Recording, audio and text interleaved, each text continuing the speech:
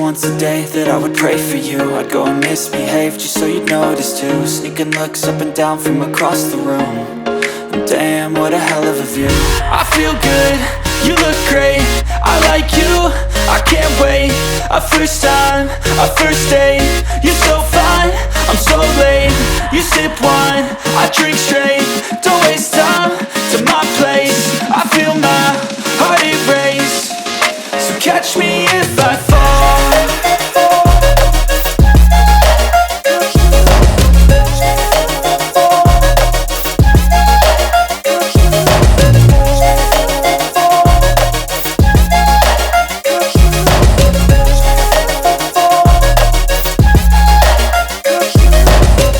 I'm falling fast, sitting here praying that this night's gonna last.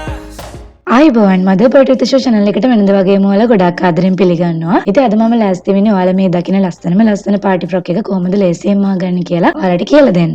ඉතින් ඔයාලා බලන්නකෝ මේ විදිහේ ලස්සන පාටි ෆ්‍රොක් එකක් මීට කලින් ඔයාලා YouTube එක හරහා ඉගෙනගෙන තියෙනවද කියලා. ඉතින් අපි බලමු පියවරෙන් පියවර මේක කොහොමද ලේසියෙන් මසාගන්නේ කියලා. ඒ වගේම ගොඩක් දෙනෙක් මගෙන් පාටි ෆ්‍රොක්ස් මසා ගන්න වීඩියෝස් අරගෙන ඉන්න කියලා ඉල්ලීම් කරලා තිබුණා. මීට දවස් කීපයකට කලින් ඉෂෝ සෝවින් academy අපේ Facebook page එක හරහා මම share කරපු වීඩියෝ එකට මේ වෙද්දි 1 million views ගිහලා තියෙනවා. ඒ වගේම ගොඩාක් දෙනෙක් මේ අඳුම මහන්න කියලා දෙන්න කියලා ඉල්ලීම් කරලා තියෙනවා. ඉතින් ඒ නිසා ඉක්මනින්ම වීඩියෝ එක අරගෙන ආවා. ඔයාලත් මේ විදිහේ ගවුමක් රුපියල් 6000කින් මහන්න ඉගෙන ගන්න. දිගටම වීඩියෝ එකත් එක්ක එකතු වෙලා ඉන්න. මේ අඳුම මසා ගැනීම සඳහා මම ස්ක්වෙන්ස් ෆැබ්‍රික් වලින් රෙදියාර 3ක් අරගෙන තියෙනවා. ඒ වගේම ක්‍රේප් ෆැබ්‍රික් එකෙන් රෙදියාරේ කමාරක් පමණ අරගෙන තියෙනවා. ඉතින් මෙන්න මේ පේන ඩිසයින් එක තමයි අපි අද කරගන්න ලෑස්ති වෙන්නේ. මුලින්ම මම කොළයක තමයි මේක ඇඳගන්නේ. මොකද මගේ ෆැබ්‍රික් එක අද ඇදෙන සුළු ෆැබ්‍රික් එකක් නිසා රෙද්ද ඇඳ ගැනීම අපහසුයි. ඉතින් ඒ නිසා කොළයක් අරගෙන දෙකට නමා ගන්නවා.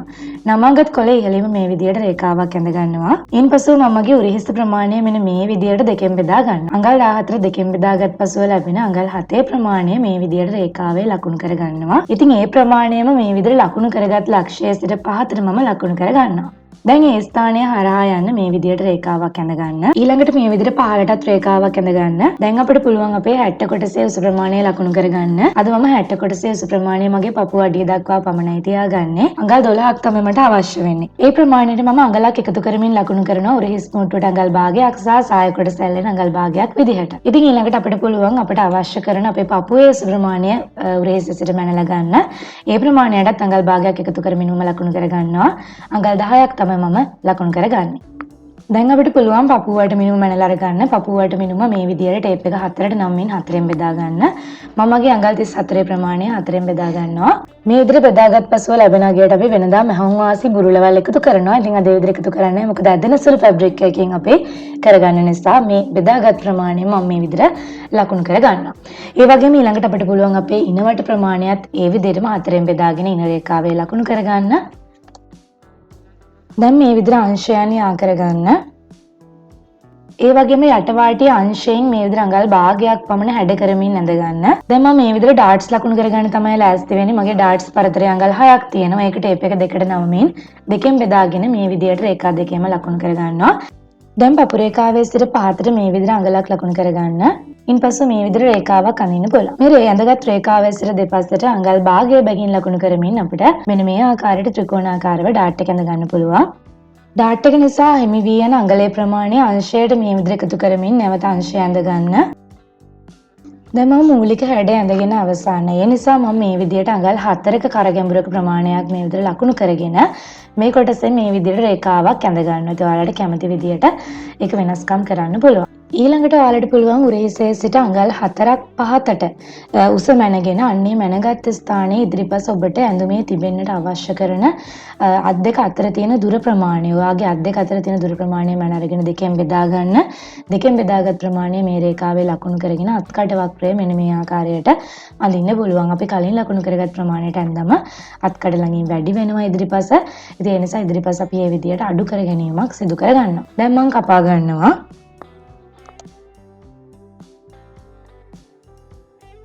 මේ විදිහට තමයි අපි කපා ගන්න ලද 60 කොටසේ හැඩය තියෙන්නේ. අපි දැන් මේක ලස්සනට මේ විදිහට එක පැත්තක් අත්කට ඉවත් කර ගැනීම කරගන්න අවශ්‍ය වෙනවා අපේ ඩිසයින් එක අනුව. මේ විදිහට පැත්තකින් පටන් අරගෙන අනිත් පැත්තේ අත්කට අවසන් වෙන ස්ථානයට රේඛාව අඳිනවා. ඊට පස්සේ අපිට ඒ හරහා කපා ගන්න පුළුවන්. දැන් අපි මේ කොටස භාවිතා කරමින් රෙදි කොටස් කපා ගන්න අවශ්‍ය වෙනවා. මම මේ විදිහට මගේ රෙදි කොටස අරගෙන තියෙනවා. ඉතින් මේ රෙද්ද ඇදෙන රෙද්දක්, ඒ වගේම ඇඟ පෙනෙන්නේ නැති රෙද්දක් නිසා අද මම ලයිනින් කරගන්න යන්නේ නැහැ. හොඳට ස්ට්‍රෙච් වෙලා ලස්සනට ඇඟට තියෙන්න ඕන නිසා මේ රෙද්දෙම පමණයි මම අද ඇඳුම මසා ගන්නෙ. ඉතින් මේ විදිහට රෙදි කොටස් දෙකක් අරගෙන මම මේ ආකාරයට තබමින් ඉහළින් පහළට නැවීම සීම සඳහා සහ අත්කට නවල මහ ගන්න අවශ්‍ය කරන මැහුම් වාසි තබමින් තමයි කපා ගන්න ලෑස්ති වෙන්නේ. මම මේ විදිහට කපා ගන්නවා. ඉහළින් කපාගෙනදී අඟලක පමණ ප්‍රමාණයක් සහ අත්කට පැත්තෙන් අඟල් භාගයක් පමණ ප්‍රමාණයක් තියෙන්න මේ විදිහට තමයි අපි කපාගෙන තියෙන්නේ. ඉතින් ඒ ස්ථානවලින් මේ විදිහට කට්ස් දාගන්න. එතකොට අපිට ඒව ඇතුළට නම්මින් මසා ගැනීමට හැකි වෙනවා.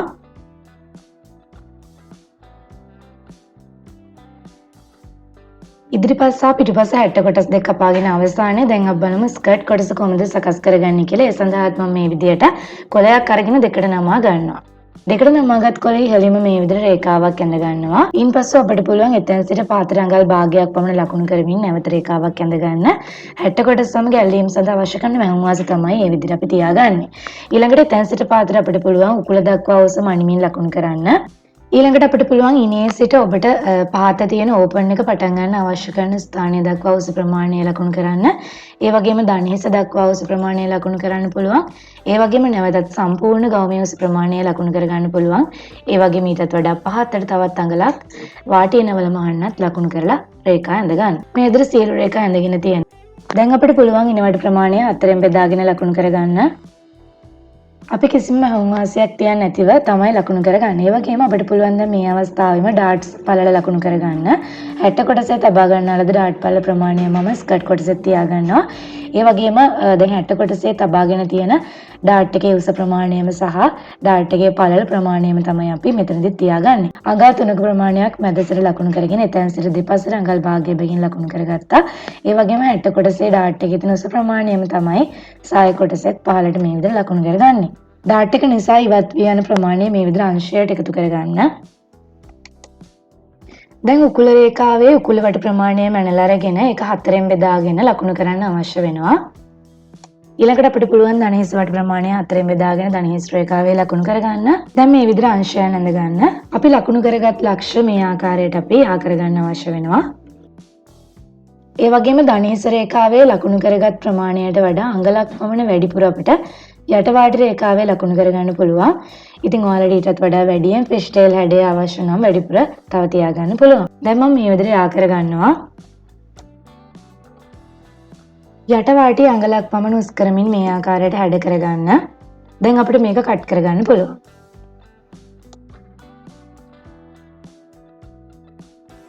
ඒ වගේම මෙන්න මේ ඩාට් එක හරිමැද ස්ථානය හරහා යන ප්‍රමාණයෙන් තමයි මේ විදියට හරියටම අපි ඕපන් එක තියාගන්න තියෙන්නේ. නිසා මම ඕපන් එක තියාගන්න ඇඳගෙන තියෙන අඟල් 16ක් දක්වා උස තියෙන රේඛාව දක්වා මේක ඇඳ ගන්නවා. ඉතින් මේ විදිහට දිගටම උනත් අපිට මේක අඳින්න පුළුවන්. පාත් සිට ඔබට අවශ්‍ය කරන ප්‍රමාණයට ඕපන් එක තබා ගන්න පුළුවන්. දැන් අපි මේක ආධාර කරගෙන මෙන්න මේ විදියට රෙදි කොටස් දෙකක් කපාගෙන තියෙනවා. ඉදිරිපස සහ පිටුපස සඳහා. ඒ වගේම මේ වගේ මේ විදියට හරිමැද ස්ථාන ඒ වගේම ඩාට්ස් ලකුණු කරගන්න.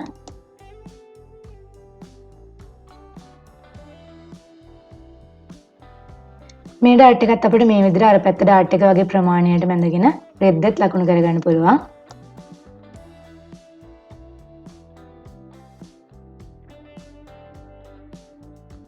කොටස් දෙකටම ඩාට්ස් මම පිටපත් කරගත්තා. ඊන්පස්සේ අපිට මේ විදිහට එක කොටසක් ඉවත් කරගන්න පුළුවන්. ඉවත් කරගෙන එක් කොටසක පමණ කෝපන් එක තියෙන ඕන ස්ථාන ඒ දේවල් ලකුණු කරගෙන ඒ සඳහා කපා ගැනීම සිදු කරගන්න පුළුවන්. ඉතින් අපි ඉනේ සිට අඟල් 16 කුස දක්වා තියෙන රේඛාවක් ඇඳගත්ත ඕපන් එක සඳහා ඒක මම යට සිට මේ විදිහට 16 රේඛාව හමු වන ස්ථානය දක්වා කපා ගන්නවා. මෙන්න මේ රෙදි කොටස තමයි දැන් අපි කපා ගන්න ලෑස්ති වෙන්නේ. ඒ වගේම ඉනට යොදා ගන්න රෙදි කොටස මම මේ විදිහට කපාගෙන තියෙනවා. මෙන්න මේ ආකාරයට ඒක ඔයාලට අවශ්‍ය කරන ප්‍රමාණයට ඇත්තටම රෙදි ප්‍රමාණය තීරණය කරගන්න පුළුවන්. වැඩිපුර රැලි අවශ්‍ය නම් වැඩිපුර පළල ප්‍රමාණයක් අරගන්න. මම අද අඟල් 25ක් පමණ තමයි රෙද්දේ පළල ප්‍රමාණය අරගෙන තියෙන්නේ. උස ප්‍රමාණය මගේ ඉනේ සිට සායේ උස ප්‍රමාණයට වඩා ටිකක් වැඩිපුර පාත්‍ර තියෙන අරගෙන තියෙනවා. ඒ වගේම එක්කත් කොටසක් සඳහා පහතරම යොදා ගන්න රෙදි කොටස අපිට මේ විදිහට සකස් කරගන්න පුළුවන්. අඟල් 4ක කරගැඹුරක් තියෙන තමයි මම 60 කොටස කපාගත්තේ. ඉතින් වලින් 4 අඟල් 8ක් සහ තවත් ටිකක් වැඩිපුර තියෙන්න මේ කොටස කපලා ගන්න පුළුවන්. මම අඟල් 14ක් පමණ තියෙන තමයි අරගෙන තියෙන. ඉතින් එතකොට රැලි වැඩියෙන් තියෙනකොට මේ රිදි කොටස වඩාත් ලස්සන වෙනවා. ඉතින් මෙන්න මේ විදිහට උරහිසේ සිට අපිට ඒක පහත දක්වා ගවුමේ උස තියෙන ප්‍රමාණයටම උස තියෙන අරගන්න පුළුවන්. මේ විදිහට සියලු කොටස් දැන් අපි කපාගෙන තියෙනවා. දැන් බලමු කොහොමද මසා ගන්න කියලා. මම මුලින්ම මේ විදිහට මගේ ක්‍රේප් රෙදි කොටස අරගෙන වටේටම වාටි නවල මහ ගන්නවා.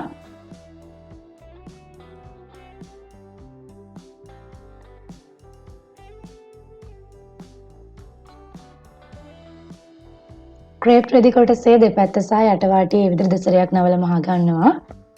ඉන්පසු අපිට පුළුවන් ඉහළම පැත්ත මේ විදිහට දුරින් දුරින් නූල් අද ගන්න. මොකද අපි ඒක රැලි කරලා ගන්නයි ලෑස්ති වෙන්නේ. රැලි කරමින් ඉන සයිඩ් එකට අල්ලා ගන්නවා. ඒ නිසා දෙසරයක් මේ විදිහට දුරින් දුරින් නූල් අද ගන්න. දැන් මේ අදගත් නූල් වලින් මෙන්න මේ විදිහට අදමින් රෙදි කොටස මේ විදිහට ඉහළ පැත්ත රැලි කර ගන්න පුළුවන්. මේ විදිහට අපි රැලි කරගත්තා. දැන් මේ කොටස අපි පැත්තකින් තියාගෙන ඉතිරි කොටස් ටික මසා ගන්නවා. මම දැන් මේ විදිහට 60 කොටස් තමයි මසා ගන්න ලෑස්ති වෙන්නේ. කොලේ ඇඳ ගන්නා ලද ඩාට්ස් මේ විදිහට රෙද්දටත් පිටපත් කරගන්න කාබන් කොලයක් ආධාරයෙන් ඔයාලට පිටපත් කරගන්න පුළුවන්. ඊට පස්සේ මේ විදිහට මම මුලින්ම 60 කොටසේ ඩාට්ස් තමයි මසා ගන්නෙ. මසාගත් පසුව මේ විදිහට තමයි පෙනෙන්නට තියෙන්නේ. පපුව තියෙන ස්ථානයෙන් ඉහළට සවිලා ලස්සනට මේ විදිහට නිර්මාණය වෙනවා.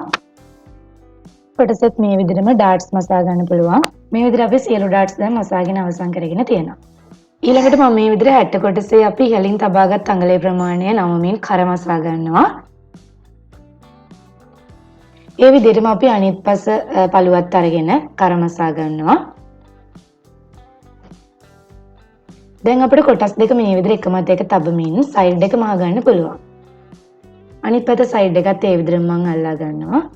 දැන් අපිට මේ විදිහට අත්කට ඇතුළට නමින් මසා ගන්න පුළුවන්. අපි අඟල් භාගයක් පමණ වැඩිපුර බ්ලොක් එකට වඩා තියෙන කපා ගත්තා.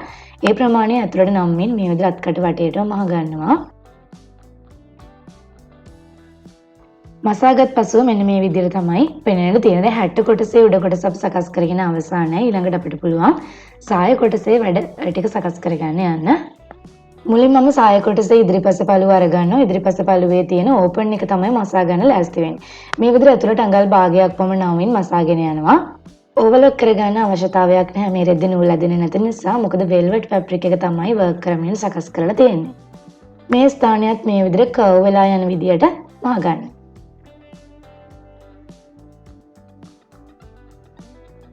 මේ විදිහට අපි ඕපන් එක මසා ගත්තා. ඉතින් මෙන්න මේ වගේ තමයි මසාගත් පසුව පෙනෙන්නට තියෙන්නේ. දැන් අපිට උඩ ඩාට්ස් මසා ගන්න පුළුවන්.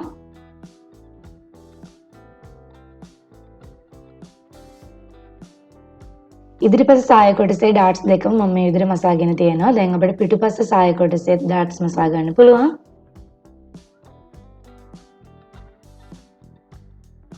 දැන් ඉදිරිපස සහ පිටුපස සාය කොටස් දෙක මේ විදිහට එකමත් එක තබමින් අංශ මුට්ටුව කරගන්න.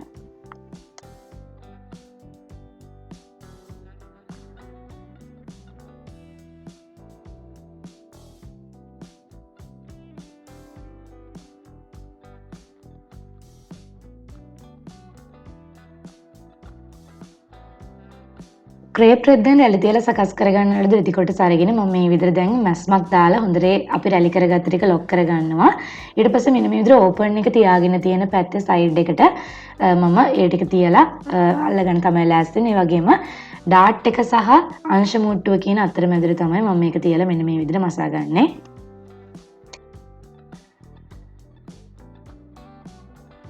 දැන් අපිට පුළුවන් සාය කොටස ඇතුළට 60 කොටස මේ විදිහට තියාගන්න. අංශ මූට්ටු තියෙන ස්ථානවලට සයිඩ් එකටත් ඒ වගේම 60 කොටසේ හරිමැද සාය කොටසේ හරිමැදටත් ඒ විදිහට තියලා පින්ස් මේ විදිහට දාගන්න. ඒ වගේම විශේෂයෙන්ම 60 කොටසේ ඩාට්ස් සාය කොටසේ ඩාට්ස් තියෙන ස්ථානවලට හරියටම සෙට් වෙන විදිහට තියාගන්න. එතකොට තමයි ලස්සනට සකස් කරගන්න පුළුවන් වෙන්නේ. ඒ විදිහට තියලා පින්ස් දාගෙන දැන් මම 60 කොටස සහ සාය කොටස එකට එක තියලා ඉන මූට්ටුව තමයි මේ කරගන්නේ. ඉතින් මේ කොටස් දෙකේම හොඳ පිට ඇතුල් පැත්තට යන තමයි තියලා පින්ස් දාගෙන තියෙන්නේ.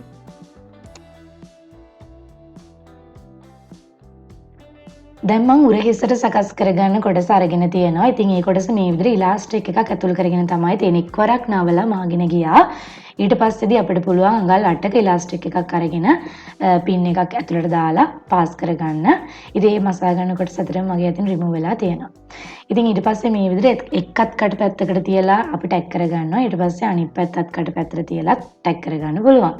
එක් උරහිසකට තමයි අපි මේ විදිහට මෙන්න මේ ආකාරයට අත්කට උරහිස තියෙන පැත්තට තියලා මේ කොටස සකස් කරගත්තේ. මේ විදිහට තමයි අත්කට තියෙන පැත්තට අපේ රිදි කොටස අල්ලාගත් පසුව පෙනෙන්නට තියෙන්නේ. ඉතින් ඔප්ෂන් වෙලා තිබුණ පැත්තට නෙමෙයි අපි අනිත් පැත්තට තමයි මේක අල්ලාගෙන තියෙන්නේ. අවසානයේදී මම මේ විදිහට අපේ සයිඩ් එකෙන් ඉනට තියලා රැලි කරගත්ත ක්‍රේප් රෙදි කොටසෙත් යටම වාටිය නවලම අහගන්නවා.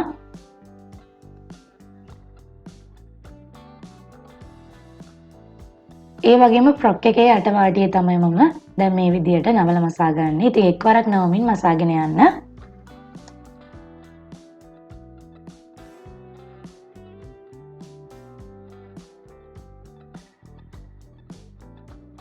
ඉතින් මේ විදිහට අපි ෆ්‍රොක් එකේ සියලු වැඩ මේ ආකාරයට අවසන් කරගෙන තියෙනවා.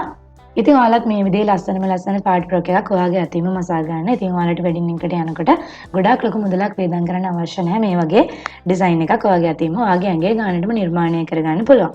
ඒ වගේම තමයි මේ ෆ්‍රොක් එක සඳහා සම්පූර්ණයෙන්ම රුපියල් 6000ක් වගේ මුදලක් තමයි වියදම ගියේ. ඉතින් ඒ නිසා ගොඩාක් ඔයාලට මම හිතනවා මේ වීඩියෝ එක ප්‍රයෝජනවත් වෙවි කියලා.